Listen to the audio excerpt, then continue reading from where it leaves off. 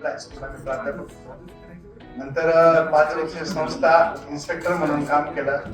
आता मी सध्या भारतीय कृषक समाज अहिल्यानगर जिल्ह्याचा अध्यक्ष आहे आणि गोशाळा चालवतो.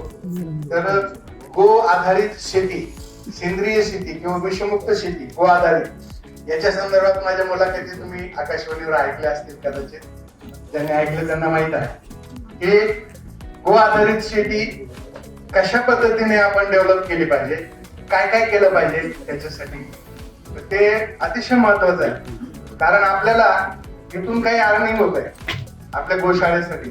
तर मी सुरुवातीला काय केलं, 1 महिन्याचं शेण कलेक्ट करायचं, खुरखत, आणि या खुरखतापासून गांडूळ खताचे प्रोजेक्ट तयार केला.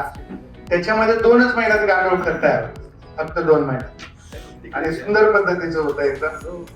ते गांडूळ खत मी 20 रुपये किलोने विकतो जागेवरून, 20 रुपये किलो. दुसरं कोणत्याच याच्यामध्ये एवढं महाग नाही कारण ते संपूर्ण देशी गाईचं आहे, खुरखतापासून बनवलेलं आहे. त्याचा रिझल्ट 100% आहे. त्याचा रिझल्ट चेक केल्यानंतर तो फार मोठ्या प्रमाणात आपल्याला येतो. माझ्याकडे सेंद्रिय